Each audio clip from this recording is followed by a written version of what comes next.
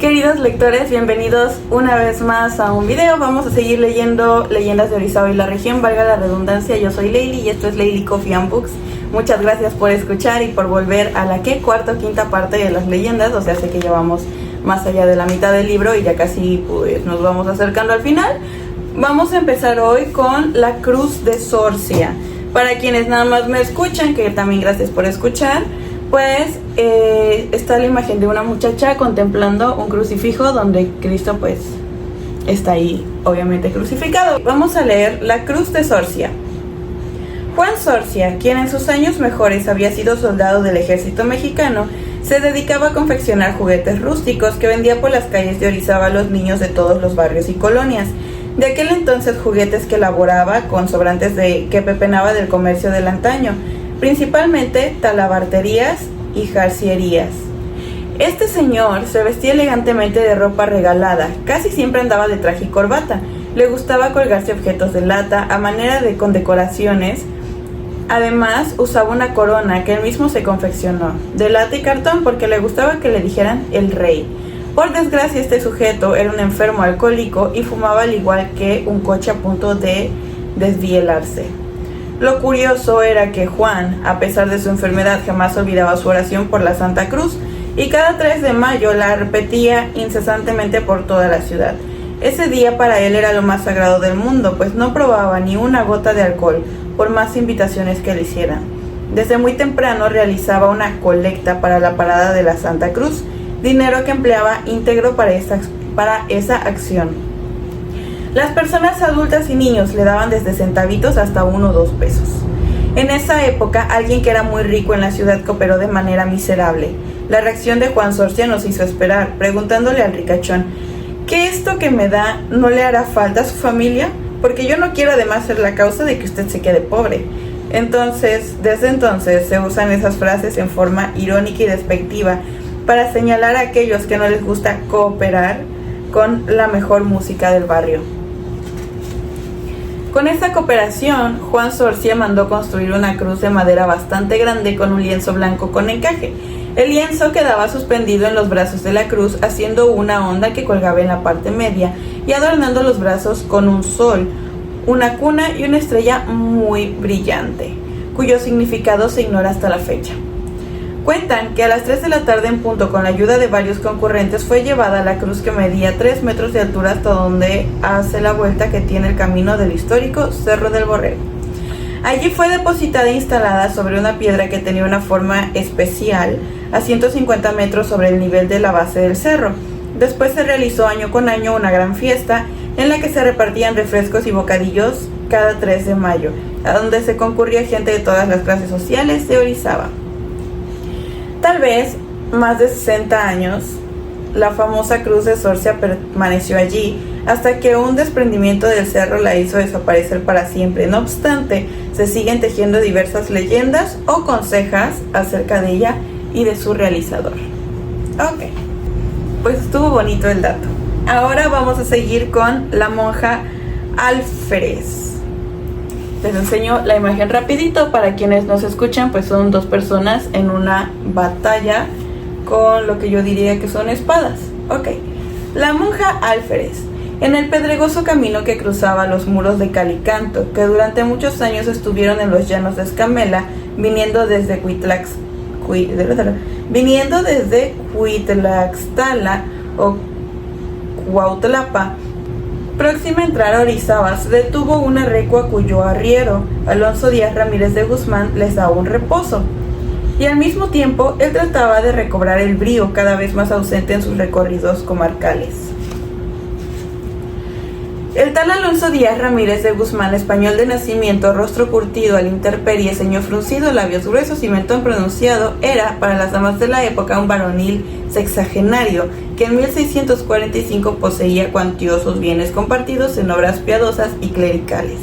Aunque su aporte y vestimenta era arriero, ocultaron por casi toda su vida sexo y predilecciones.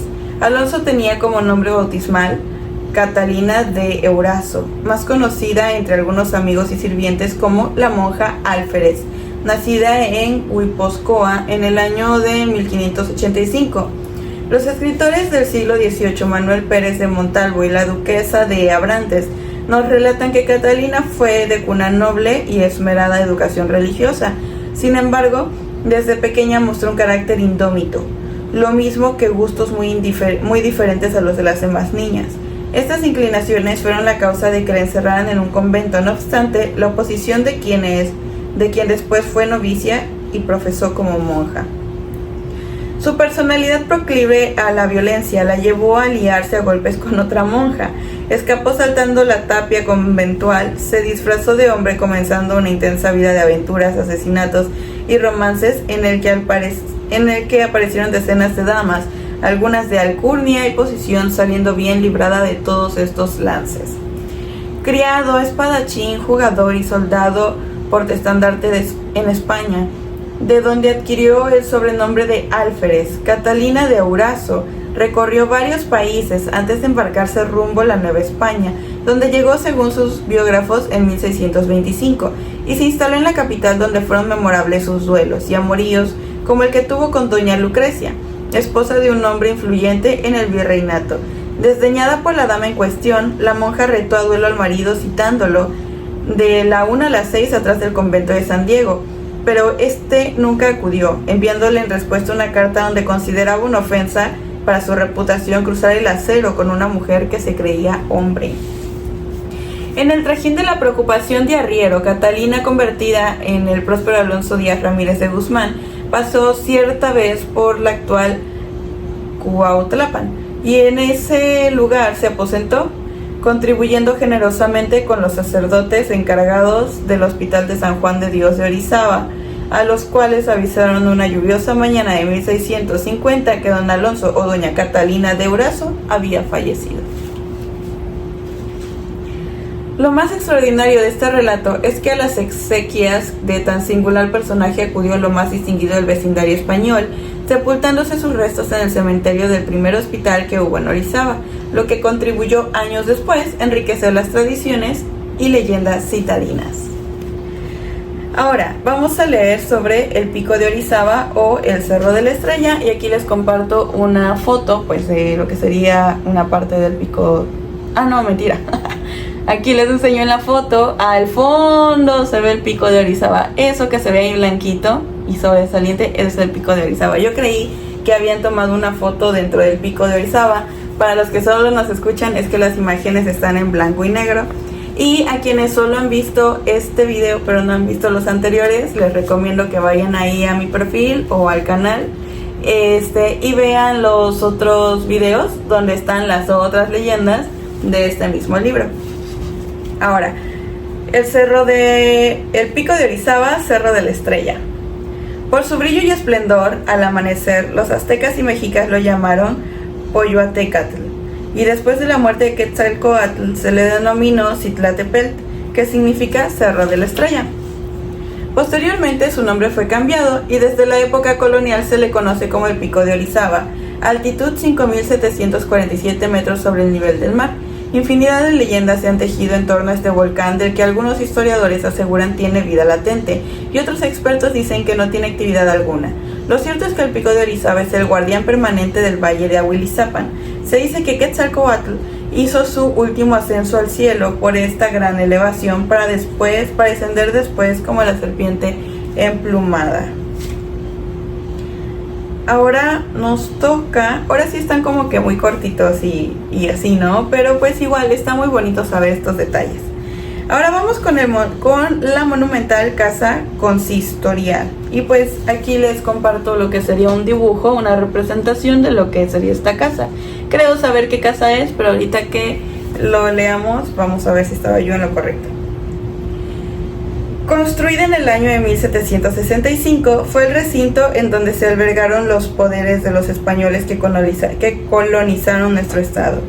Hasta 1821, en que se logra la independencia de México y que se restablece la república en nuestro país, la capital de Veracruz no siempre fue Jalapa, porque en el año de 1878 el presidente de la república, don Luis Mier y Terán, decretó pasar los poderes a Orizaba, cuando gobernaba el estado don Apolinar Castillo, quien sufrió un golpe de estado en 1883, constituyéndolo en forma interina don José Cortés Frías, quien por órdenes del general Juan de la Luz Enríquez participó en el golpe de estado.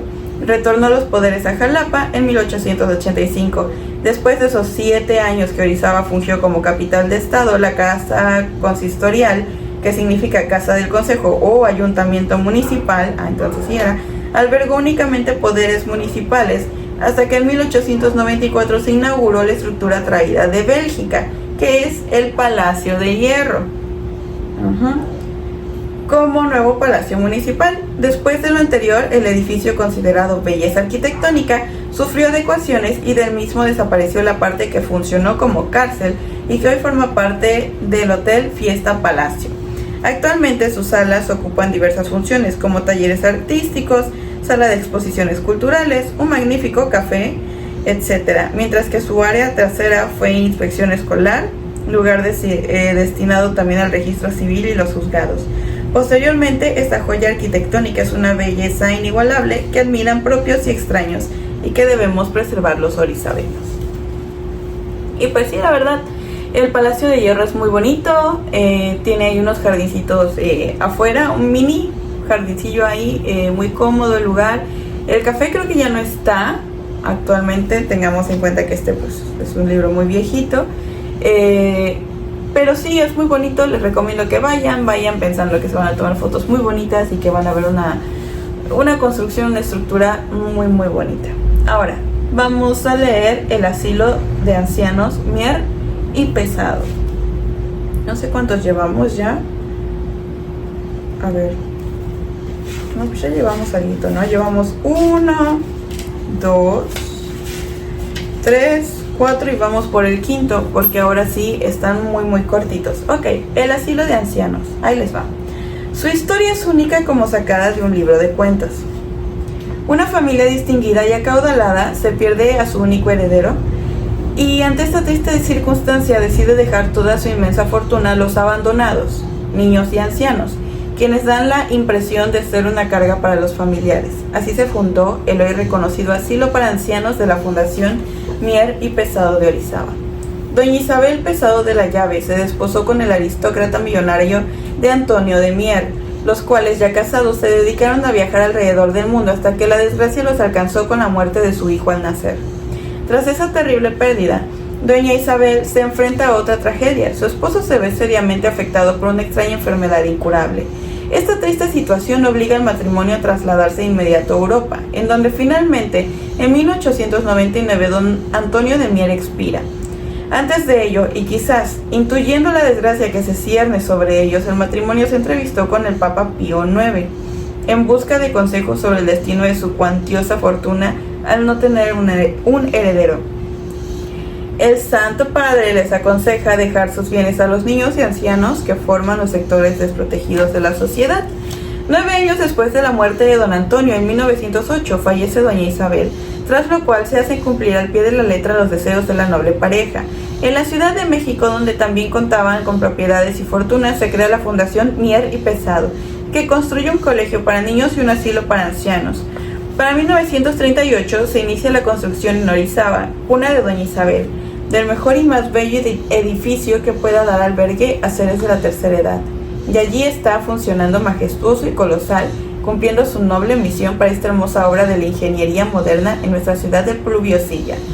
Benditos sean sus benefactores por siempre. Y hay una personita ahí como que llorando en la imagen. Hasta donde yo tengo uso de razón, creo que Mier y Pesado, el edificio que se supone donde estaban los abuelitos, actualmente se ocupa para restaurantes, galerías de arte y cosas así, tienditas de souvenir. Tengo entendido que a los abuelitos los mandaron a otro lado, cerquita de ahí. Quiero pensar que los tienen bien, la verdad no sé. Quiero pensar que sí, porque pues qué mala onda, ¿verdad? Pero bueno, actualmente esa construcción ya no se está utilizando para pues que ellos estén ahí. Entonces pues no sé, ahí sí no me sé ese chisme.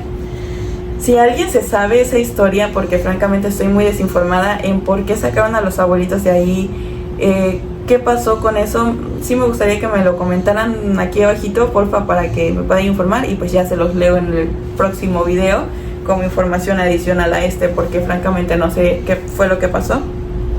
Ahora, Vamos a leer: La guadalupana guió la reconstrucción de la Iglesia de la Concordia. Pues vamos por el último y nos vamos. La guadalupana guió la reconstrucción de la Iglesia de la Concordia.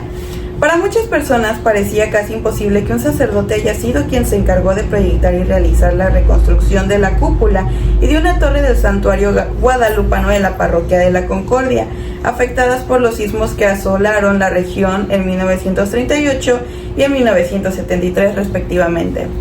En las páginas de la historia de la Concordia, decretada en 1937 y ratificada en 1962 como el Santuario de la Virgen de Guadalupe, está asentado que el macrosismo de 1938 echó por tierra la cúpula del templo, por lo que con el apoyo de la feligresía, el entonces ya párroco don Ignacio Díaz Arteaga, padre Nachito, que en paz descanse, literalmente así dice aquí.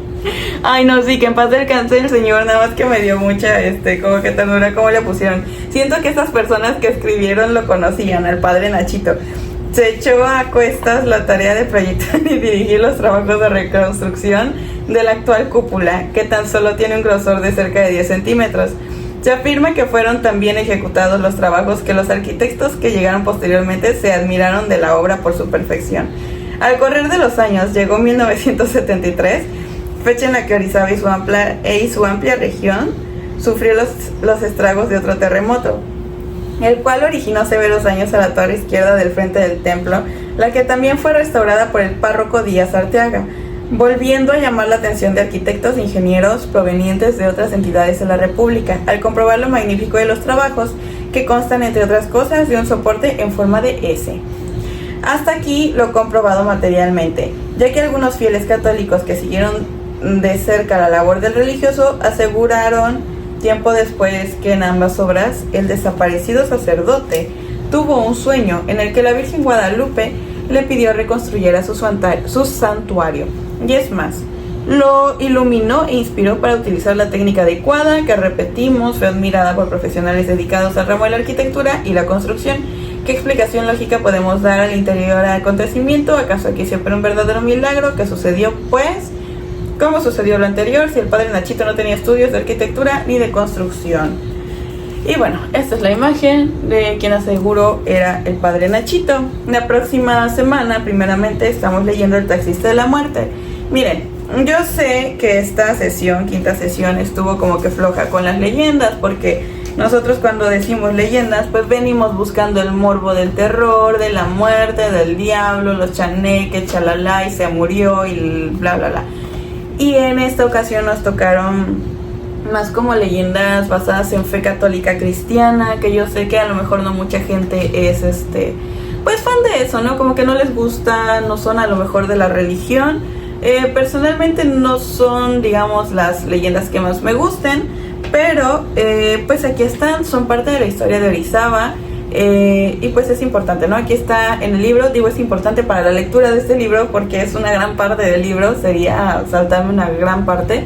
Y pues ahora sí que mi misión con este libro y para con ustedes será compartírselos completo, que para eso es que hago estos videos, así que pues ni modo. Y bueno, ahora sí nos tocó ponernos un poquito religiosos, podemos ir en paz, que la misa ha terminado, y la siguiente semana nos vemos con El taxista y la muerte, que volvemos a las leyendas que sí nos encantan. O bueno, a lo mejor alguien sí dijo, ay, qué buenas estuvieron las leyendas de las monjas y las cruces y los padrecitos y así. La verdad me gustó mucho la de Mier y Pesado, pero sí me da un poquito de pesar, valga la redundancia, que pues esa construcción ya no es para ellos, ¿no? Y también estuvo bonito saber o leerles, comentarles un poquito sobre el Palacio de Hierro, aunque igual esto puede ser un poco más extenso, pero bueno, vamos leyendo poco a poco el libro. Ahora sí ya vamos por acá, ya solo nos queda esto de leer, a lo mejor una sesión más, 2 sesiones más y ya estuvo.